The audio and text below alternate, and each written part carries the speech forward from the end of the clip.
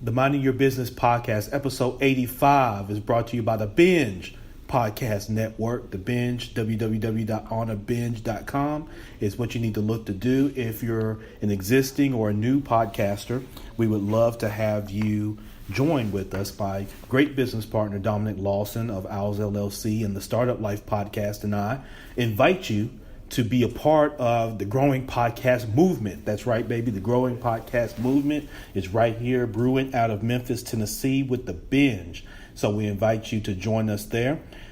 As you know, the podcast is also brought to you by Brooks Brothers Consulting. Brooks Brothers Consulting is an organizational development firm that works with startup and existing businesses as well as community banks to refine and level up your sales, service, operations, and team engagement. So if you're interested in those type of things for your business, you need to reach out to us at www.brooksbrothersconsulting.com. This is episode number 85. I'm actually live here from the Halloran Center, which is next door to the world famous Orpheum here in downtown Memphis, Tennessee. We're actually in the midst of Maximizing Manhood, the symposium. Myself and Dominic and a couple other great brothers were just on a panel talking about building the middle class, which was just phenomenal. I'm just coming off the stage. I'm actually here in the dressing room so I can record this episode. And we got a very special guest that's going to join us. But first, what we do here is go back.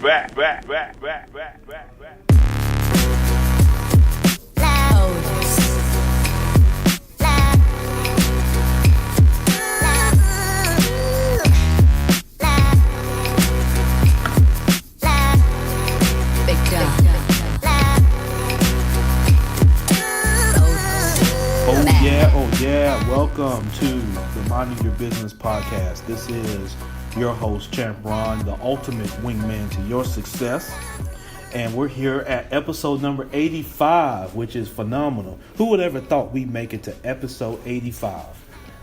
We are extremely ecstatic, we being myself and my team, in building this particular podcast, over 35,000 downloads. That's not because of us, that's because of you.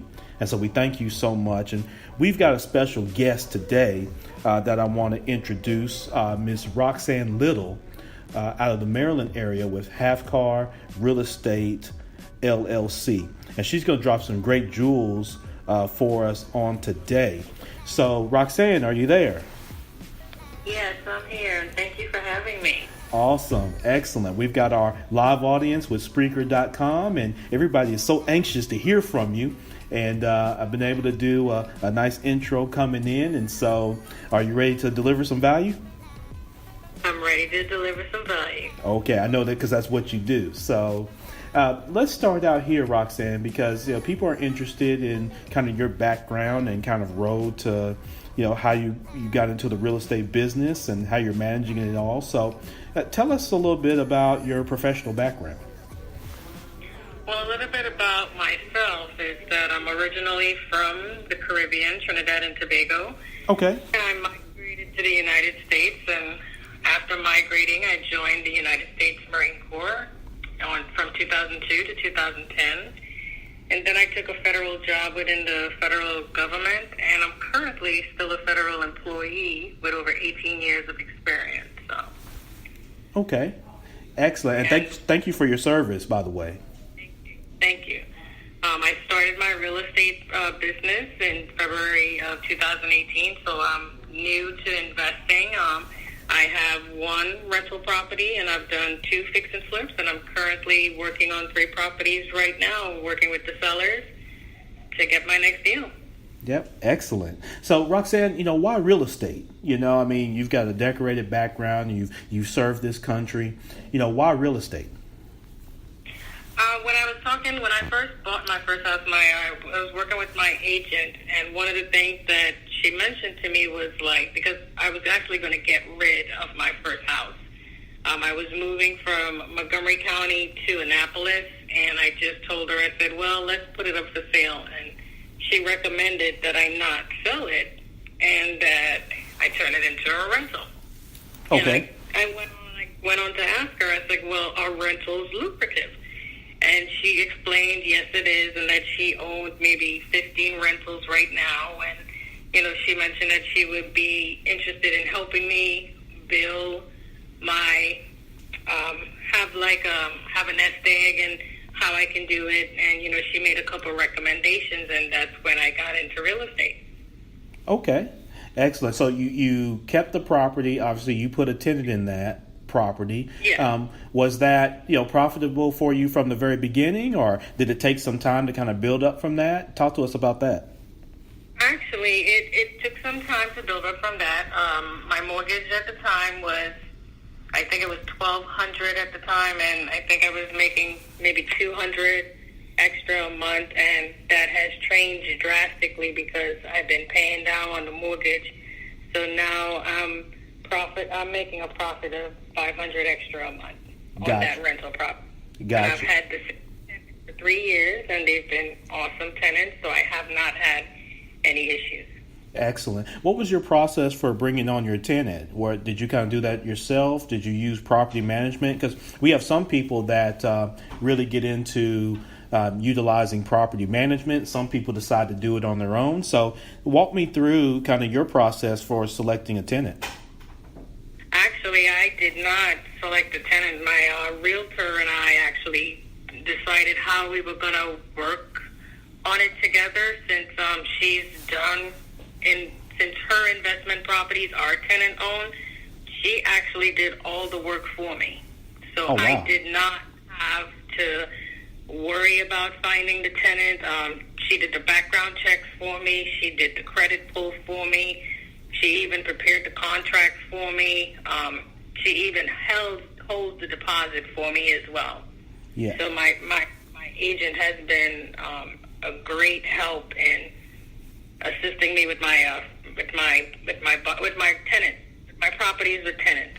Yeah, no doubt about it. And that's just phenomenal, because it speaks to a couple of things. Your willingness as a business owner to utilize, assistance and utilize resources to help you achieve objectives.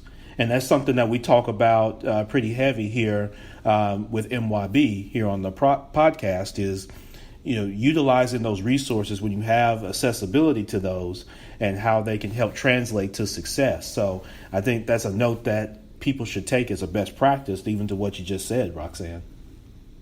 Oh, yeah.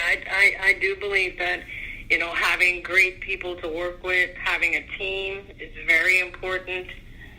Without your team, I do believe that you won't be successful. Because for me, as my personal experience, I know I could not have done this by myself. If I did not have her help or the help of her team, I would not have been able to maintain and have the quality tenant that I have now.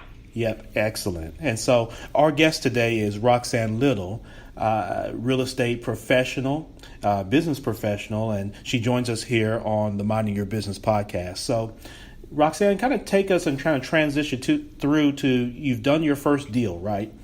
And, so how many deals have you done since then, and what's kind of been the mode of operation for those? Well, I've only done 3 deals, and the reason I've only done 3 deals is because I have a full-time job. So having a full-time job, a family, and managing real estate, I'm one of those individuals that's actually growing my business one step at a time. Sure. I know there are a lot of investors that go out there and crush it and walk away from their job, but right now I'm not at that stage where I feel comfortable enough to walk away from my job with the rental and doing fix and flips, because fix and flips do take a lot of your time. Yeah, they do, most definitely. And you speak to something, and I know you and I have kind of had some conversations before, Roxanne, and there are a lot of people that are working a full-time job and also looking to do things such as real estate or many other great businesses that people do even while they're employed. And one of the things that I always stress to our audience is there's no shame in that. And I'll rebuke and jump on anybody that tries to shame people from working a job.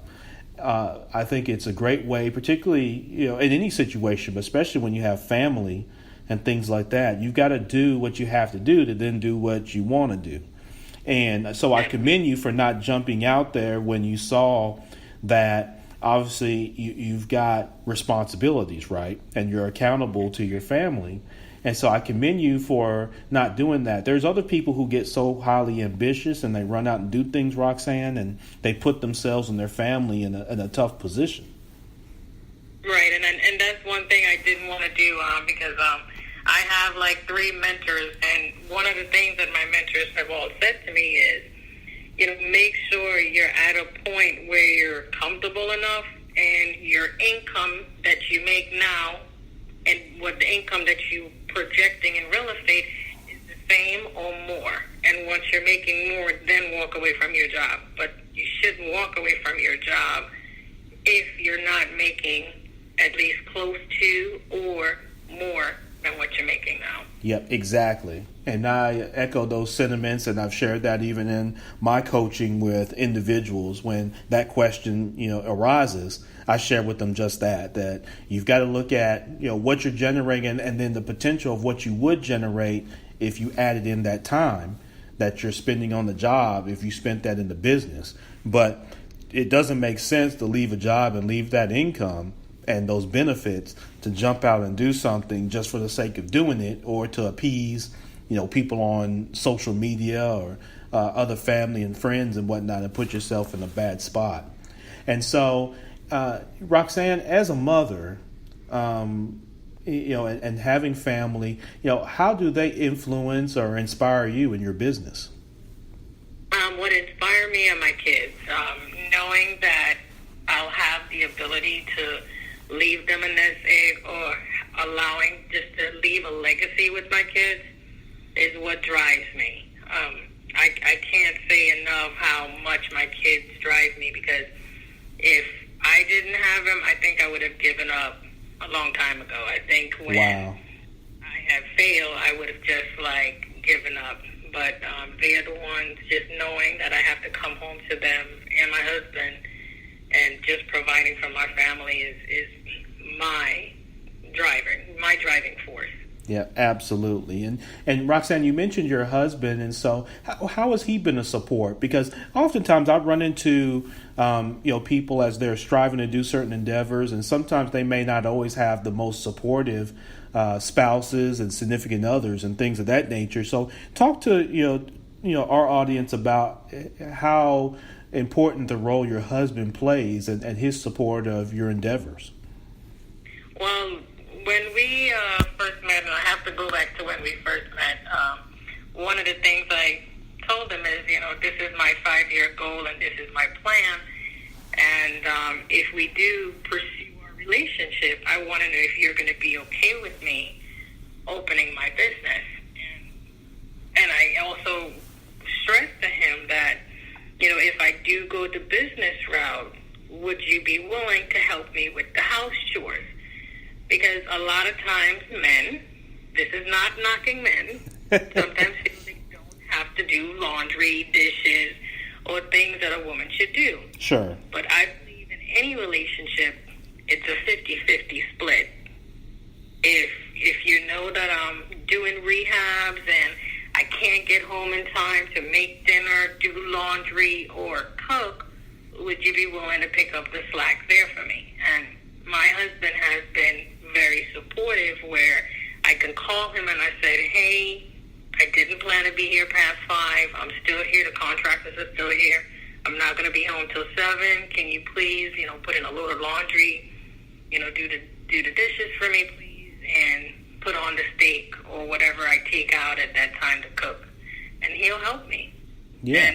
And that's what I love about him the most, is that we agreed in the beginning that our relationship was going to be a 50-50, that, you scratch my back, I scratch your back, and we help each other and comfort each other when we need it.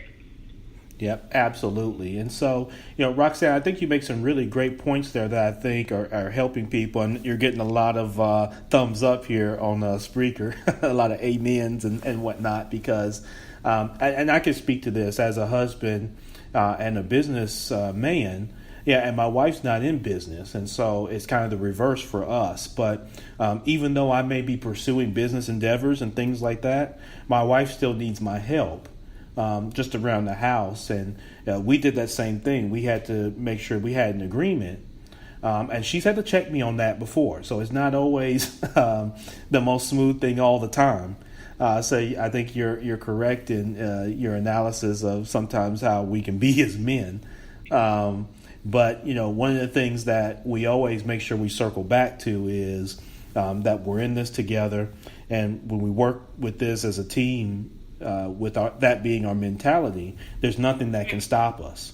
And right. so, and one thing I would just like to share is one of the things that my husband and I do all the time is every day we talk to each other and we kind of put out there, is there anything that I have done this week or have done today to upset you or offend you? Because for me and for my husband and I, we always try to get what's bothering either of us out right away versus letting it fester and exploding on each other maybe a week or 2 weeks because we didn't want to really hurt each other's feelings. Yeah, that's definitely a great point. And I say it's a great point because of this, because when you have that within, that's going to affect your business and all aspects of your life when, two people are not in sync, right? And one of the things that can break that chain or that connection to each other is what you just described, Roxanne. It's in this situation when a husband and wife hold on and harbor feelings from things and aren't able to release that and get the closure to it that they like to have, it leaves leaves the door open to a lot of ill feelings, and then when you're trying to build your business and things come up and whatnot, you still are, have a spouse that's harboring those feelings. It can be detrimental to the personal relationship. That's then going to domino effect and affect things professionally. So I'm glad you shared that, because I think that's really helping people who are in relationships, no matter how they define their relationship, that you've got to have good, clear, concise communication, and you've got to be willing to be real with each other and open up when things are bothering you, that you can discuss it and come to a resolution. And I think that's just phenomenal. So thank you for sharing that. Thank you. Yeah. So as you've kind of progressed and you're doing things now, what's on the horizon for you, Roxanne? Well, what's next? Well, one of the things that I've done, and I know we're going to talk about it, is I wrote a children's book. Yes. It's called The Choice, and we're actually reviewing the second book, which is currently under review, which is part 2 of the first book that I wrote. Okay. So what's on the horizon is I want to publish my second children's book, and I also want to continue to do fix and flip, as well as build up on my buy and hold. I think I want to have buy and hold and fix and flip. I know there's a lot of wholesalers out there, and I've tried to do it a couple times, but I don't know if that's my cup of tea. It's sure. Many dishonesty. It's you're thinking that you're buying the property from one person, and then you find out you're buying the property from another person who has another person. So you're like third in line to get the property. So I have not been really into the wholesaling just yet. I'm trying to continue with the fix and flips. Sure. And my buying. Yeah. Absolutely. And that can make sense, because everybody's got their own kind of business model that makes sense for them. And so MYB with Roxanne, what Roxanne is saying is, you've got to be able to understand your lane and understand what fits you culturally and what fits your morals and your integrity. And sometimes, you got to walk away or kind of shy away from a certain segment of business if you experience things that conflict with your own, personal integrity. So that says a lot about your character, Roxanne, that you're able to do that, because it's so easy in real estate to just chase the dollars and chase the money. For me, it's not about chasing dollars. One of the things, because I buy houses in D.C., Maryland, and Virginia, and one of the areas that I get most of my houses out are in Baltimore City. And when I go through Baltimore and I see how run down it is, it concerns me that a lot of us are just buying the properties, but we're not rebuilding the community. Mm. And one of the things that I would like to do is buy one house at a time, turn it into an affordable housing so that we can rebuild those communities. Yep, exactly. And I think that's a fiduciary duty that we should all have, and particularly those of us that are in real estate. As we acquire properties, we should have at the forefront of our mind how we are revitalizing and restabilizing communities, not to gentrify them, but to allow for residents to have the quality of housing that we all look to have, and those of us that are fortunate to have that experience. And everybody should have quality housing and access to quality care and things like that. And real estate professionals who operate scrupulously and with integrity. And so, again, I commend you for that, Roxanne. Definitely. Thank you. Yeah. So, Roxanne, what are let's get into some best practices, because one of the things we always like to do here at NYB is make sure that people are able to walk away with great best practices. And you shared a lot of great things that you're doing with the children's book and writing a part 2 to the book and that sort of thing, and looking to level up your real estate holdings and transactions. But what are 2 or 3 best practices if you're in front of a young man, young woman, and they're looking to get into real estate, or they've got family or whatnot, they're looking to do a little bit of everything and they just need a little direction. What are 2 or 3 things that you would share with them to help them be successful? Well, some of the things that I do with the real estate is, first, I go online and I go to several different websites such as the MLS, because I have 4 real estate agents that give me listings. I also go on Realtor.com, and I think it's Trulia and those different websites to find properties as well, in addition to the MLS. And once I find the deals, then I start marketing. When I market it, I have 6 different techniques that I like to look for when I'm marketing. I like to look at properties such as probate. I like to also look for tired landlords. I like to drive for dollars, and I like bandit signs, because I get up at 2 a.m., put my bandit signs down, and I do it myself. I don't pay someone. I know a lot of people pay someone to do that, but I kind of like putting out my signs myself, because it gives me the opportunity at that time of night to kind of scope out the area, see if it has or breed any type of unwanted individuals in the area where I put my signs, as well as out-of-state owners. I love out-of-state owners because a lot of them are just either tired of the properties that they have and they want to get rid of it. So those are the individuals that I target, and I target them by sending them letters. Okay. Excellent. And so, for, people who are looking to get into the business, Roxanne, and let's just say they have family, or maybe they haven't had the best connection with their spouse, particularly around business and their help around the house and things like that you mentioned. What would you say to those folks to kind of help them get through? Because I think that's an ultra critical point that hinders a lot of people, is sometimes the home relationships are not quite right, and so that influences and impacts the business.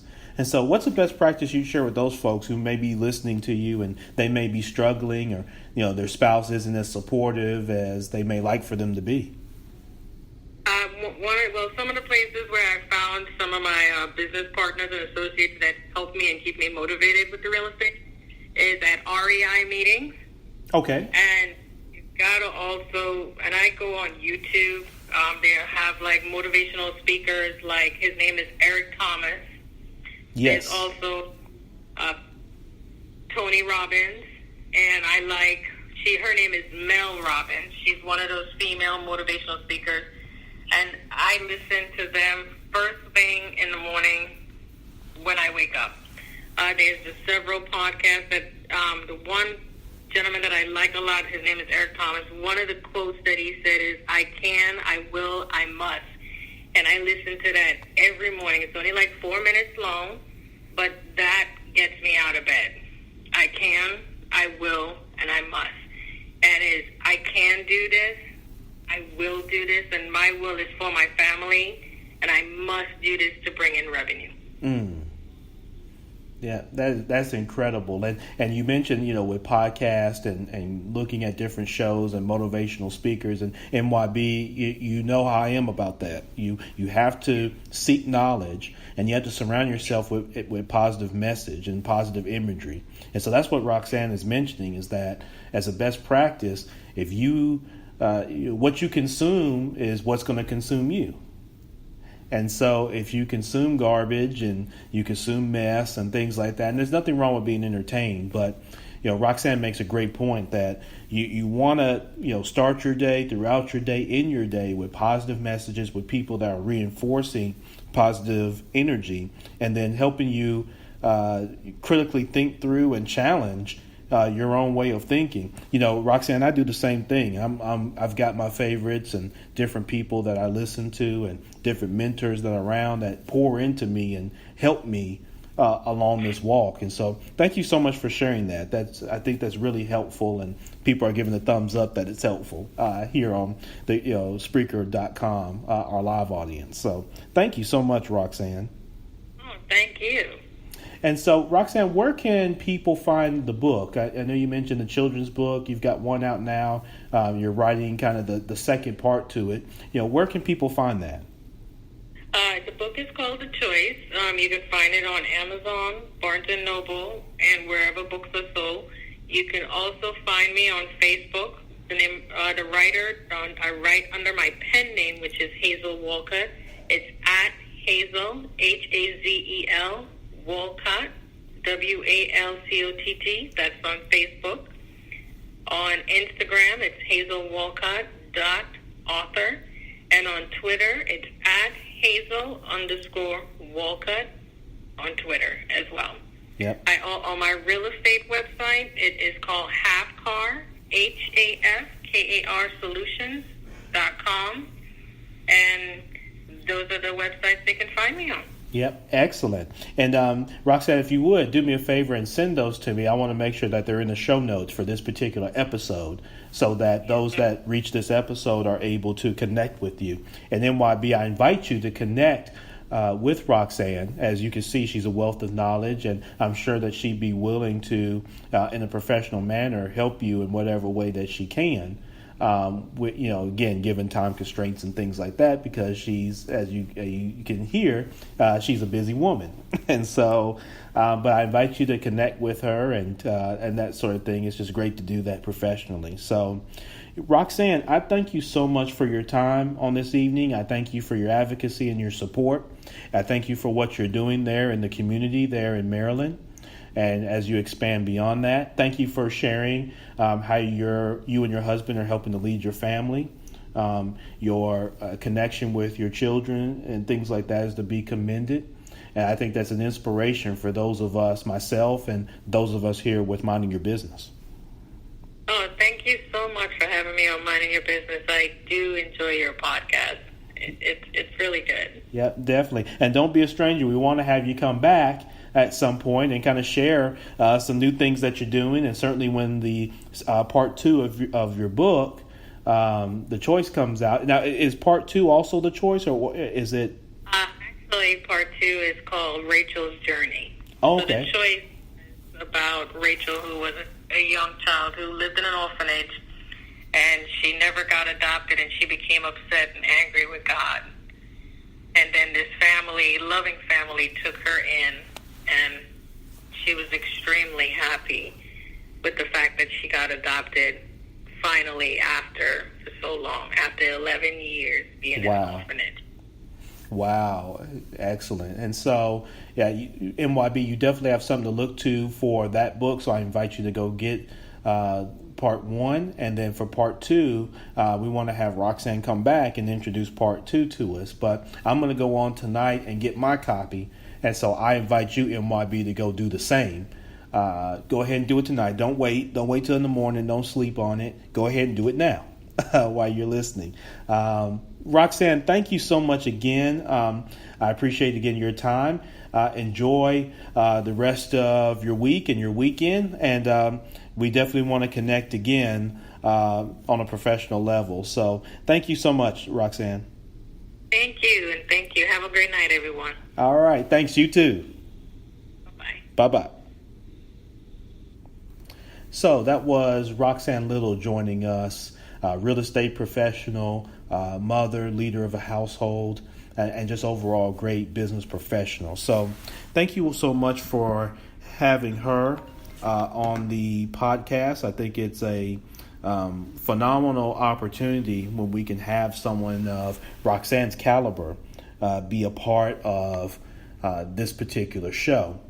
And so several things that she touched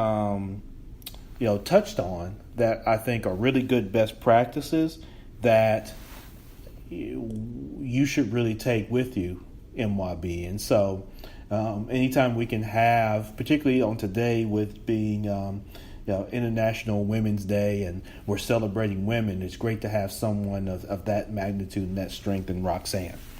So let's get into a little bit of Ron's rundown, and let's go ahead and drop it.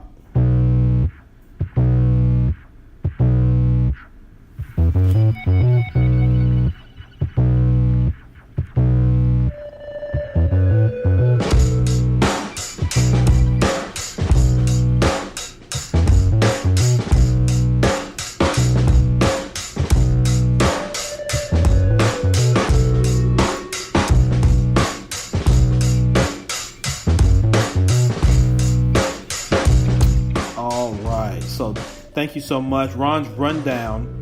And today, I am here. I'm at the Hollering Center. I mentioned this in the opening of the show.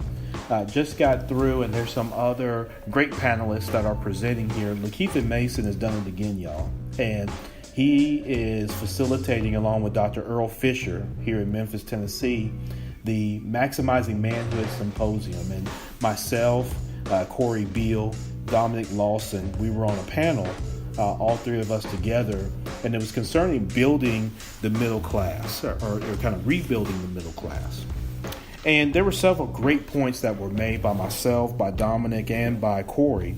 And I want to have those brothers come on and talk some more here, even on the podcast. But I want to kind of go through my 10 kind of ways to rebuild the middle class. And the middle class, and there's a lot of statistics on the middle class, and we don't have to get into all that and bore you how the middle class came about and the history and all that kind of stuff. I'm not here to do that. But I do want to focus on the solution, because we could talk about the problem all day and all night. And there are plenty of people that'll get on podcasts and talk about the problem. But let's talk about the solution. So 10 ways to rebuild the middle class. Number 1, every job needs to be a good job. And we have to have job creators. And I talked about this during the panel here, is that one of the challenges with middle class was built out of entrepreneurship. It was built out of people starting businesses that hired people, that then those people, a few of them that saw a problem that needed to be solved and that was repetitive and that people would pay to solve, then they get into business, right? And so it is critical that we have good jobs that are above minimum wage. So the minimum wage needs to be tackled, and overtime laws need to be refined in these states so that employers are not underpaying employees. So that's number 1. Number 2, I talked about the minimum wage. And so the minimum wage in this country is still $7.25. And just to give you a little clarity on that, $7.25 an hour buys 30% less than it did 40 years ago. So 40 years ago was 1979, right? In 1979, $7.25 bought you a hell of a lot. Now it does not. It buys you 30% less than what it did back then. Keep in mind, I was born 2 years after that, 1981, by the way. Number 3, we got to stop shedding good jobs in the public and private sectors. So a lot of government jobs are down. Private sector has sent millions of jobs overseas, especially since '08, since the kind of meltdown, '07, '08, '09, and part of 2010 with that recession. So public and private sector has to work in tandem to be able to create jobs, and those are created through innovation. Number 4, we have to make sure that all workers are getting health care and able to secure retirement. And this is a big one because I know we've gone through health care reform and things like that in this country, but it's still not enough.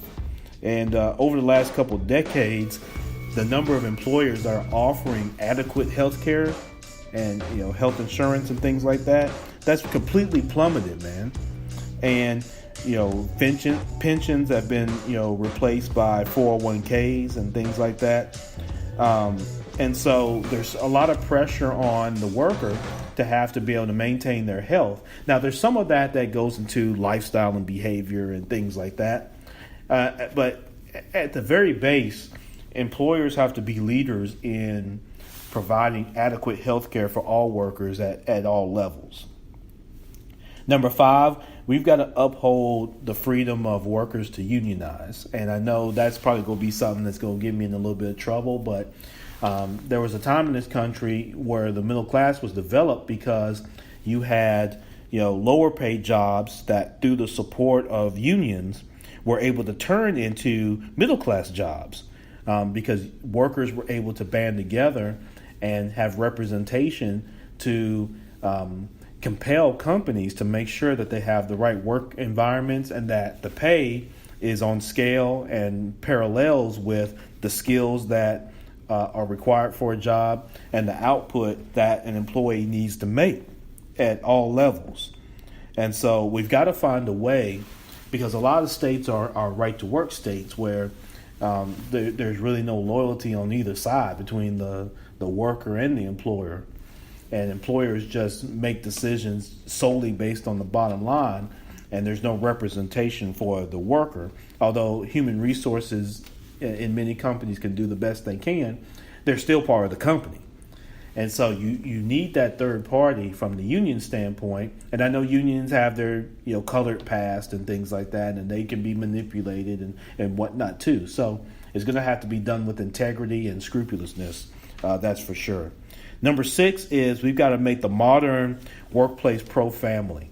And I can speak to this almost directly, but a lot in this country, there's a lot of work schedules, there's a lot of environments that are not necessarily pro for families. They don't allow flexibility in schedules and things like that to allow for people to be able to comfortably manage their family life and things like that while also contributing on the job.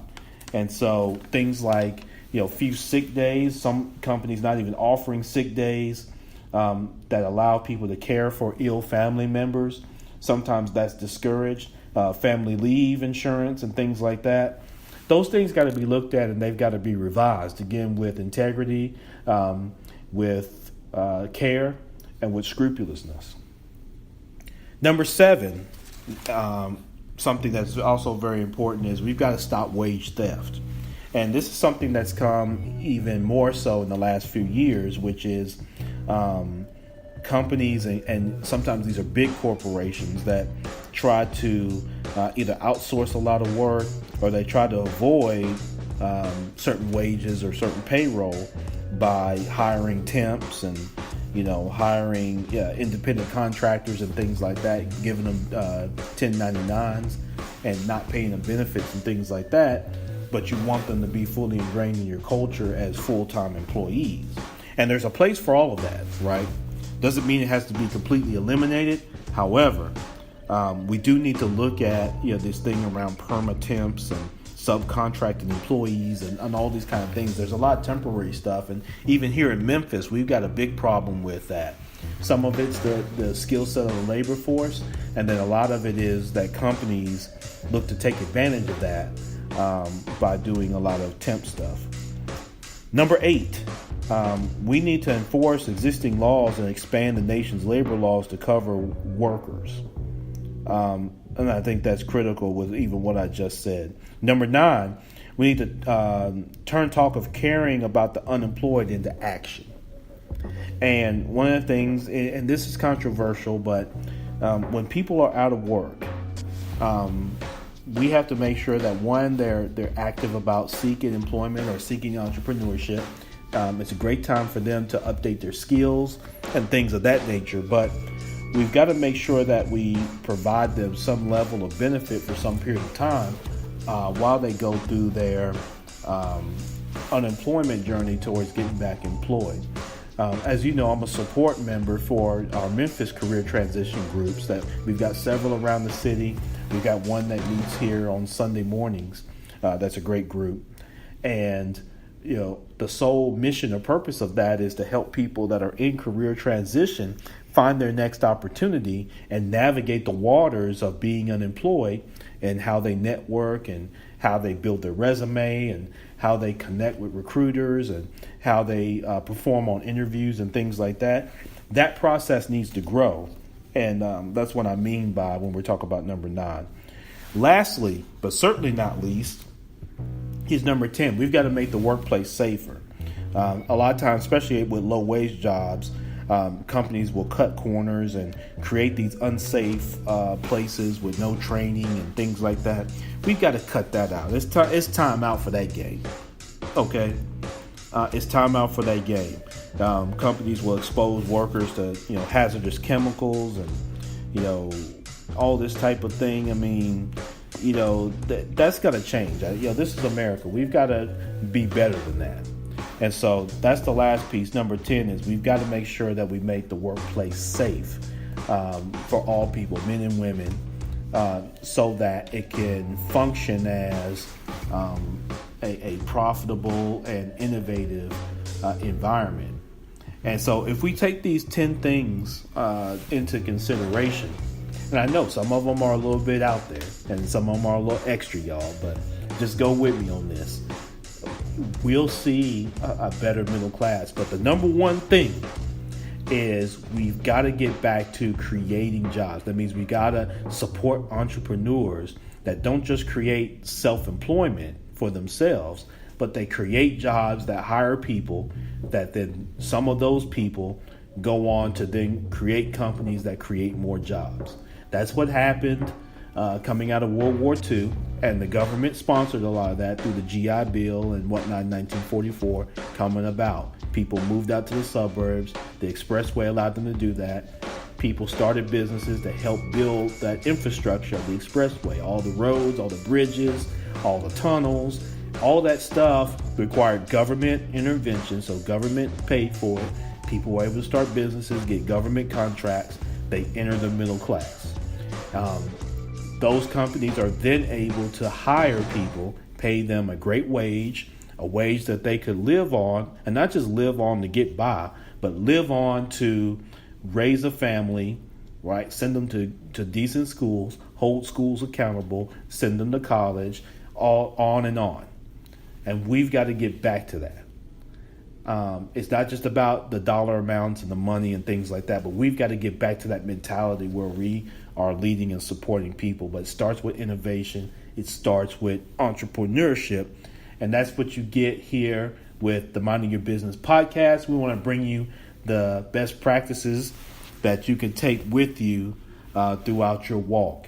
And so I thank you so much here for episode number 85. Thank you to Roxanne for joining. Thank you for making this podcast what it is. Don't forget about the Binge Network. The Binge. Don't forget about that. Don't forget about Brooks Brothers Consulting. Hey, wouldn't it be great if I were talking about your business on this podcast? If you want to advertise, that's the right word, right? If you want to advertise on this particular podcast, Ron at themybpodcast.com. That's the communication you need to make. Ron at themybpodcast.com. And you can advertise. Everything we're talking about is great, but it'd be great for our audience, our buying audience, to get access and know about your product and your services. So I'm your host, Champ Ron. the ultimate wingman to your success. This is the Minding Your Business podcast. Entrepreneurship, real estate, trending news. There's no business like minding your own. Thank you so much for listening, and we'll catch you on the next time.